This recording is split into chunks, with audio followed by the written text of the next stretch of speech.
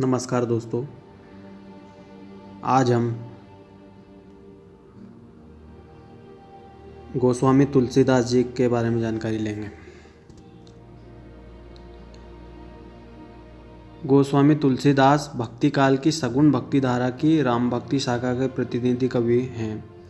वे रामचरितमानस के रचयिता हैं। इनका जन्म तुलसीदास जी के जन्म तिथि के बारे में विद्वानों में मतभेद है। अलग अलग विद्वानों के अनुसार उनका जन्म क्रमशः 1497 ईस्वी से या 1511 ईस्वी या 1532 ईस्वी में श्रावण मास के शुक्ल पक्ष की सप्तमी तिथि को हुआ था। हालांकि उनकी मृत्यु को लेकर सभी एक मत है। उनकी मृत्यु 1623 ईस्वी में हुई थी।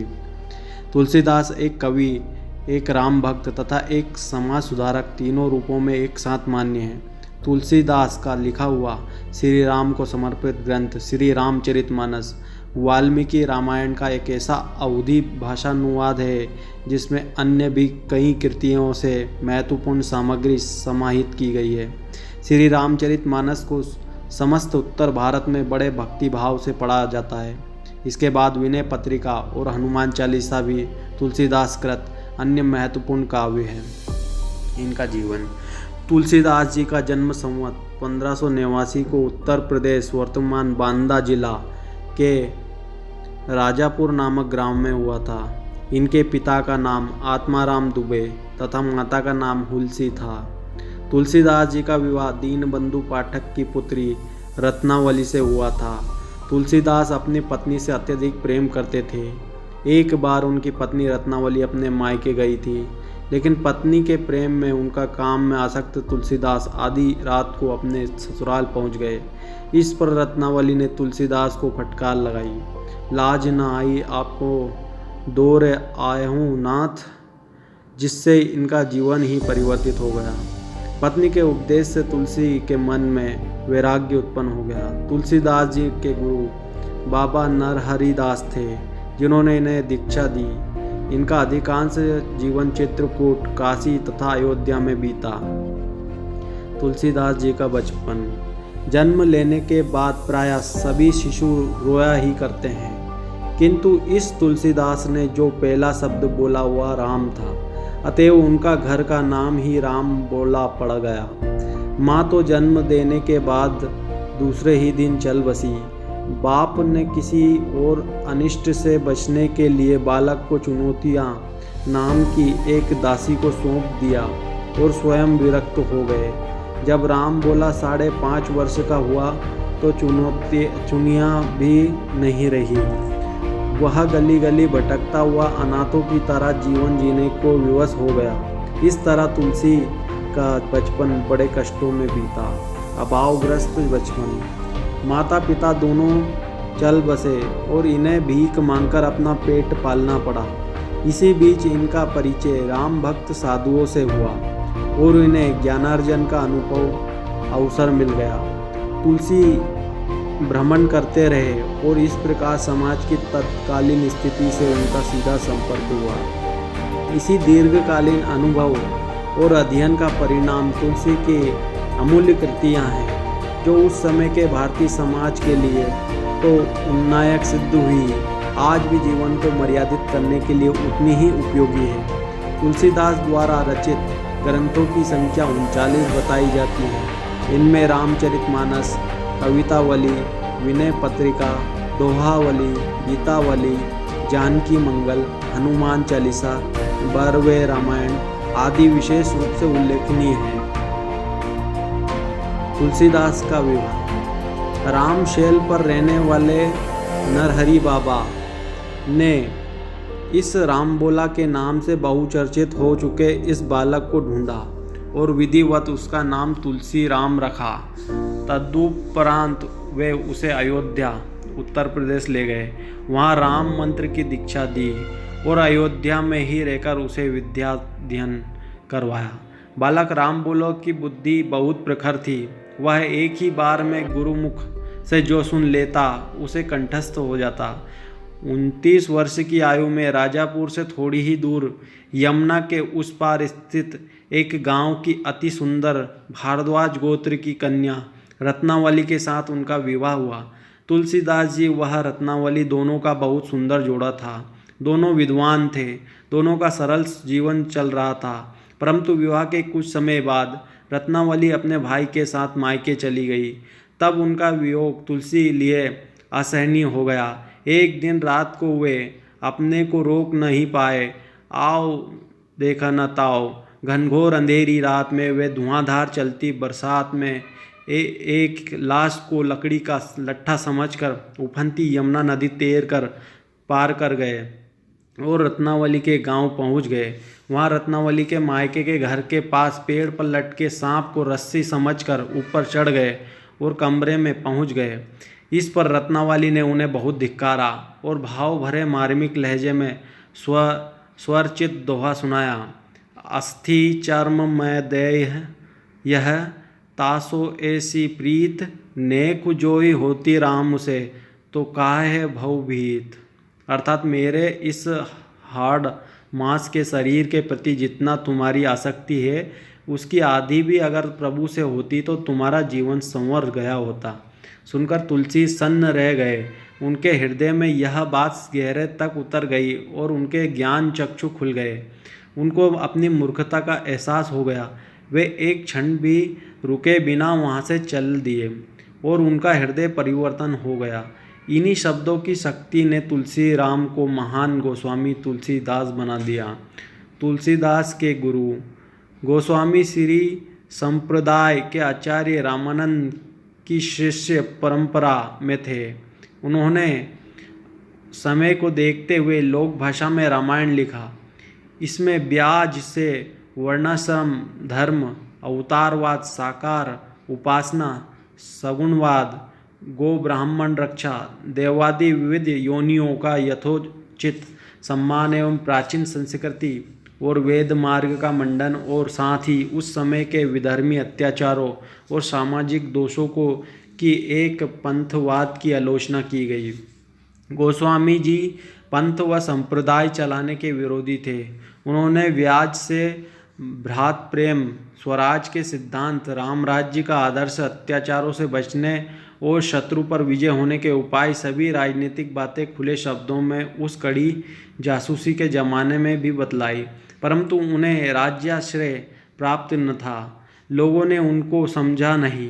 रामचरितमानस का राजनीतिक उद्देश्य सिद्ध नहीं हो पाया। इसलिए उन्होंने झुझलाकर कहा, रामायण अनुहरत सिख जग भई भारत रीत, तुलसी काठों को सुने कली कुचली पर प्रीत। उनकी यह अद्भुत पोथी इतनी लोकप्रिय है कि मूर्ख से लेकर महापंडित तक के हाथों में आदर से स्थान पाती है। उस समय की सारी शंकाओं का रामचरितमानस में उत्तर है। अकेले इस ग्रंथ को लेकर यदि गोस्वामी तुलसीदास चाहते तो अपना अत्यंत विशाल और शक्तिशाली संप्रदाय चला सकते थे। यह एक सौभाग्य की बात है कि आज यही एक ग्रंथ है जो सांप्रदायिकता की सीमाओं को लांघ कर सारे देश में व्यापक और सभी मतांतरों को पूर्णतः मान्य है। सबको एक सूत्र में ग्रंथित करने का जो काम पहले शंकराचार्य स्वामी ने किया, वही अपने युग में और उसके पीछे आज भी गोस्वामी तुलसीदास ने किया। रामचरितमानस की कथा का आरंभ ही उन शंकाओं से होता है जो कबीरदास की साखी व पुराने विचार वालों ने मन में उठती है। तुलसीदास स्वामी रामानंद की शिष्य परंपरा में थे, जो रामानुचार्य के विशिष्ट द्वैत संप्रदाय के अंतर्भुक्त मुक्त, परंतु गोस्वामी जी की प्रवृत्ति सांप्रदायिक न थी। उनके ग्रंथों में अद्वैत और विष्णु का सुंदर समन्वय पाया जाता है।